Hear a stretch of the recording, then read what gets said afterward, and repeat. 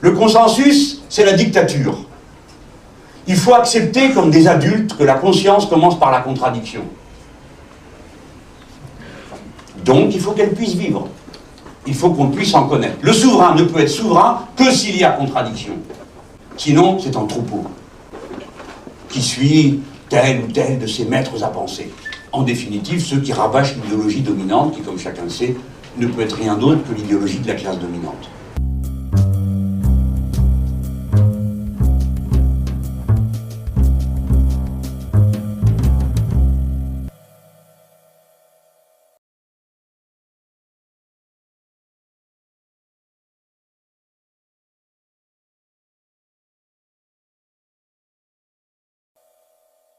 Merci de votre invitation.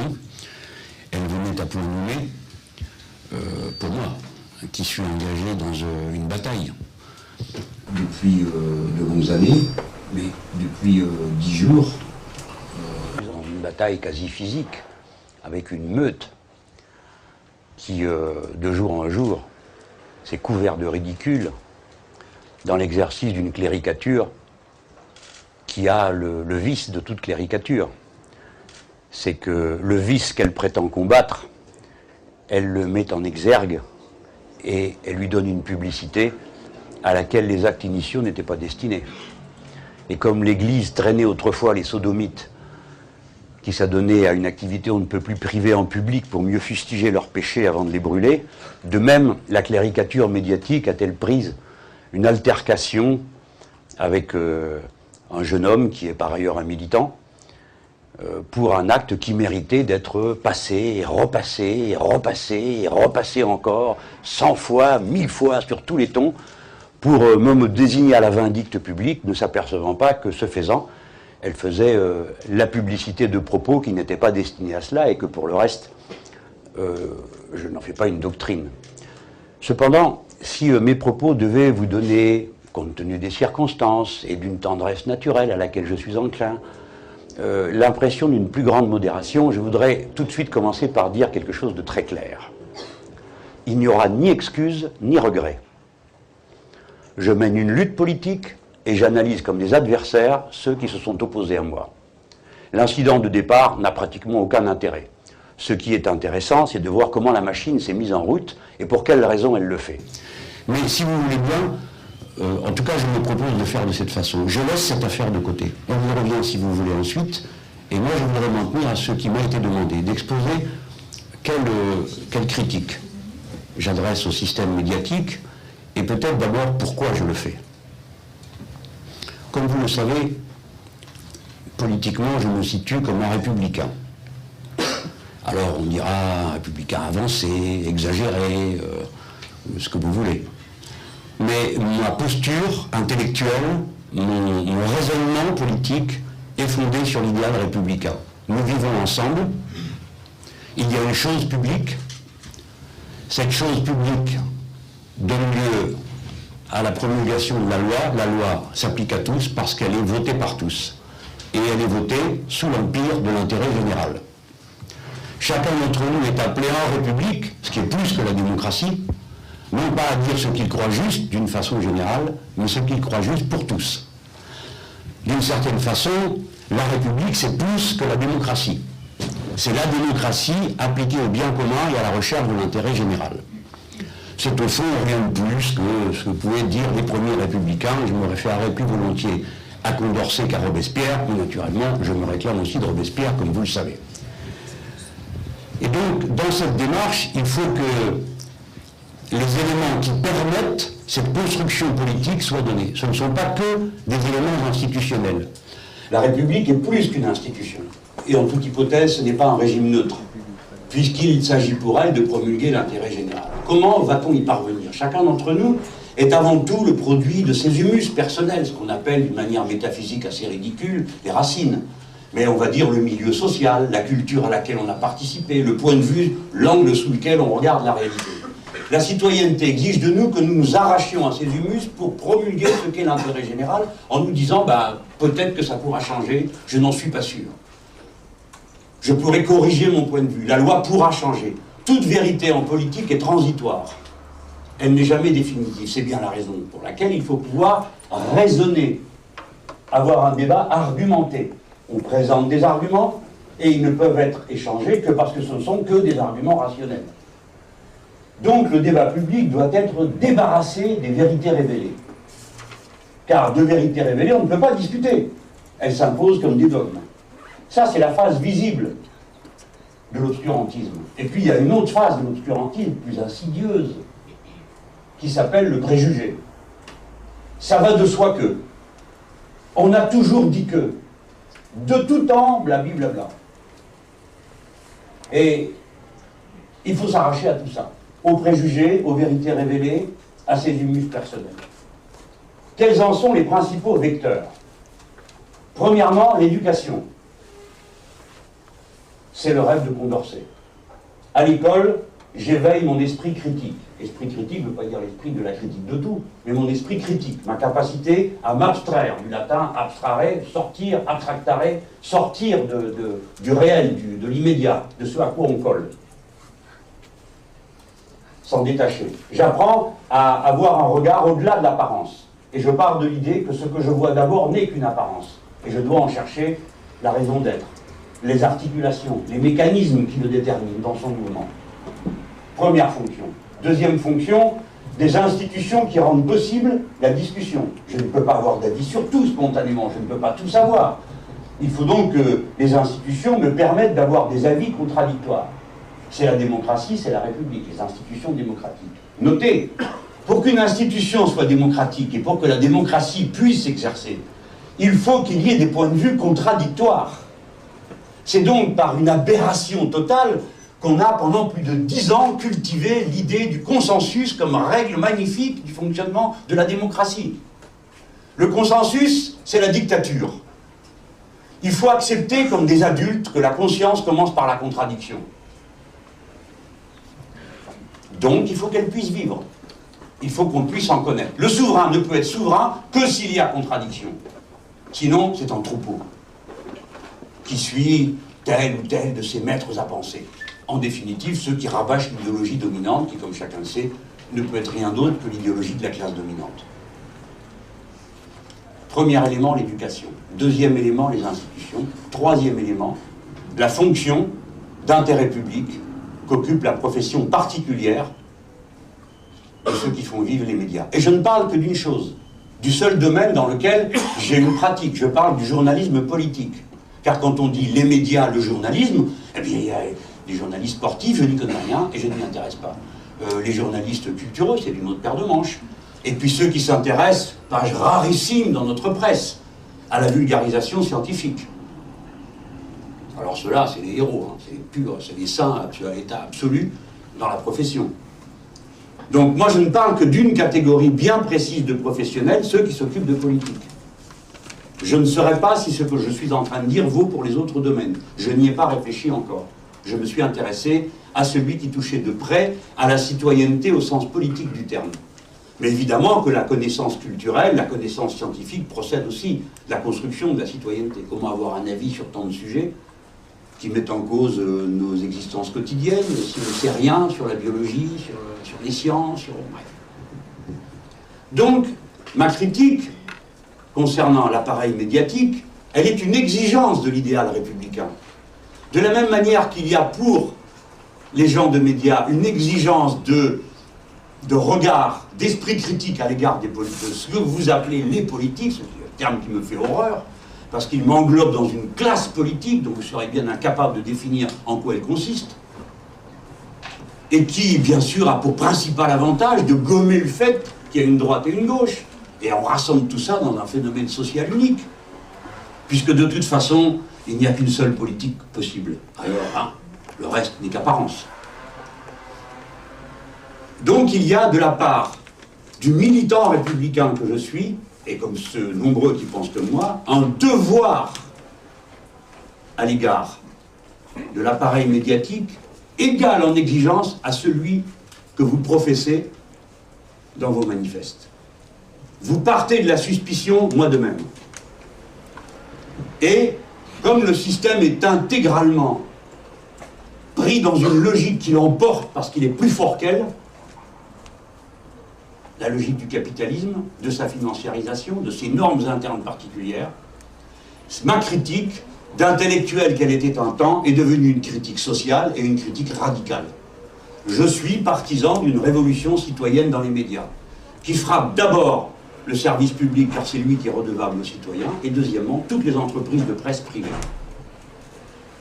Comment pourrais-je être révolutionnaire dans la société pour le déplacement du curseur du partage des richesses, pour la sortie du traité de Lisbonne, pour la refondation républicaine de la société et des institutions, et puis je m'arrêterai à la porte de la cathédrale médiatique, le béret à la main, m'inclinant devant les professeurs de vérité qui s'y trouvent, pour venir y recevoir les leçons de morale qu'on voudrait bien lui donner. Il n'en est pas question. Donc j'espère avoir là complété la raison pour laquelle il n'y aura ni excuse ni regret. C'est une lutte dans laquelle nous sommes. Et il aura suffi de voir les méthodes utilisées contre moi, qui sont une négation de toutes les règles déontologiques de votre profession, acceptées par chacun de ceux qui sont venus me mordre les mollets, sans aucune espèce de discussion de leur part, pour comprendre que c'est bien d'une guerre et d'une bataille dont nous parlons, plutôt que d'un débat rationnel, amical, autour d'une table à tapis vert, où l'on échangerait. D'ailleurs, le titre du Monde est un manifeste. Mélenchon s'attaque gratuitement à un journaliste, voilà un étudiant journaliste repeint en journaliste, seule profession qui déclare dès lors qu'elle n'est pas un métier, car qui penserait à dire qu'un étudiant en médecine est un médecin, qu'un apprenti pâtissier est un pâtissier, mais un étudiant en journalisme, lui, est un journaliste, ce qui signifie qu'il n'y a pas de qualification de journaliste, car sinon, s'il étudie, c'est qu'il ne l'a pas, la qualification.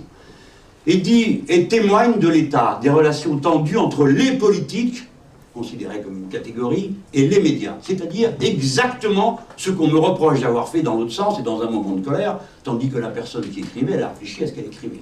On m'a reproché de créer une catégorie générale, les médias, les journalistes, qui, comme vous le savez, comme n'importe quelle généralité, ne fonctionne pas, ne peut pas fonctionner. Mais ceux-là même qui me le reprochent utilisent le même vocabulaire pour flétrir d'un seul bloc les politiques. J'avais dit que je ne m'attarderais pas sur cet événement, mais je le mentionne à cet instant pour montrer pourquoi c'est un rapport de lutte.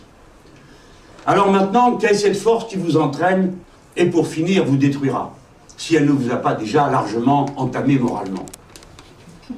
Cette force est celle de l'argent. Les médias, comme toute autre marchandise, sont soumis au règne qui dorénavant gouverne la marchandise. Celle de la rentabilité, du moindre coût, et d'abord du moindre coût humain. Si on tient pour rien le fait que pour la première fois cette année, la moitié des cartes de presse qui ont été données l'ont été attribuées à des gens qui n'avaient pas de CDI, ce qui est une première dans l'histoire de votre profession. C'est alors qu'on a décidé de tenir pour rien la condition sociale de ceux qui produisent l'information. Ça n'existe pas. Nous avons affaire à de purs esprits. Et le directeur, il y a un instant, disait que vous étiez d'abord venu par une vocation. Par goût, pardon, peut-être que c'est plus fort que moi, d'une certaine provocation. Interpellant le milieu social d'origine, duquel souvent sont issus les élèves des grandes écoles. Souvent, pas toujours. Je veux juste raconter une anecdote. Un jour vient me voir comme ministre une jeune journaliste qui travaillait dans un quotidien, en l'occurrence François, et qui avait bien préparé son entretien avec le ministre. Et elle me dit, vous faites l'apologie de l'enseignement professionnel, mais est-ce que vous n'avez pas l'impression de boucher l'horizon social des gens que vous poussez dans cette voie? Bon, j'avais sur mon bureau une petite plaquette où il y avait les meilleurs ouvriers de France. Et je lui montre, je lui dis, regardez celui-ci. Il est chef de production dans une charcuterie, en province, vous savez, là où l'on va acheter le bon plat du dimanche. Ah oui, me répond-elle, je vois. Ce qui, socialement, la situe. Donc je lui dis, oh, ce garçon gagne 3 francs 6 sous. Bien sûr, mais enfin, il a la satisfaction du travail bien fait. Je lui dis, qu'est-ce qu'il peut gagner? 18 000, 19 000 francs. Elle change de couleur. Je lui dis, vous ne les avez pas, mademoiselle. Non, elle ne les a pas. Je lui dis, même pas 10 000. Non, elle ne les a pas. Au pif. 8 004, 8 006, monsieur le ministre. 8 006. Je lui dis, ben vous voyez, voilà la force d'un préjugé.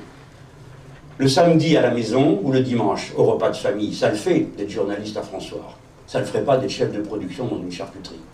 Ça s'appelle un préjugé social, et c'est ce préjugé social qui vous anime quand vous pensez que quelqu'un qui a suivi les filières d'excellence de l'enseignement professionnel va dans une impasse sociale. Parce que qui est dans une impasse sociale? C'est vous, qui avez reçu comme médicament à vos souffrances sociales l'illusion d'appartenir à une caricature morale.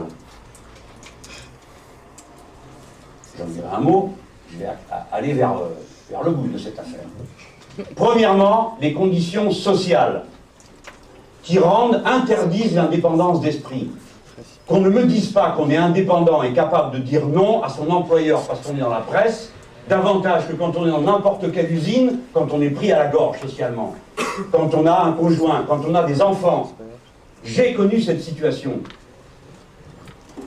Donc je sais parfaitement que c'est du blabla, l'histoire de la vocation qui l'emporterait sur tout. À un moment donné, il faut manger, il faut vivre, et personne n'échappe à cette détermination-là. Deuxièmement, la condition d'exercice du métier.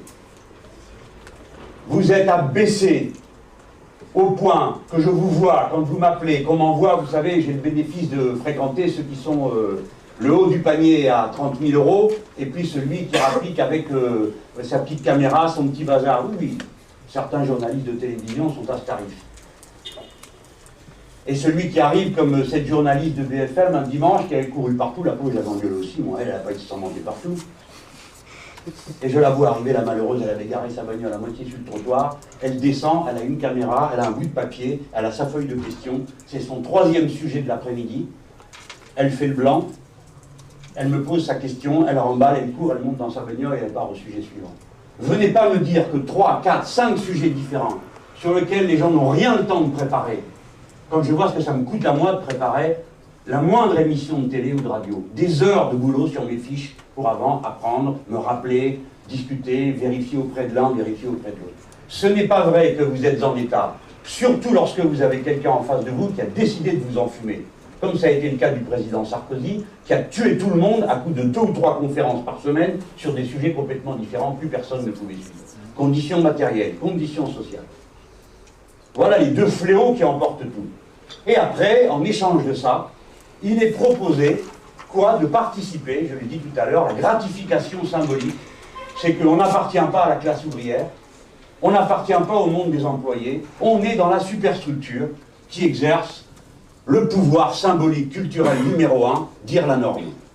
Là où l'Église a disparu, là où les partis politiques ont été discrédités, là où l'action politique passe pour inefficace, il reste les prescripteurs de morale, je l'ai dit en commençant mon affaire tout à l'heure. Ceux qui disent ce qui est bien et ce qui est mal. Qui n'ont de compte à rendre à personne. Qu'il est impossible d'interpeller. Parce que si on le fait, aussitôt c'est la corporation qui se mobilise. Si on personnalise, on dit « Madame Machin, Monsieur Truc a fait ceci ou cela », c'est une agression personnelle.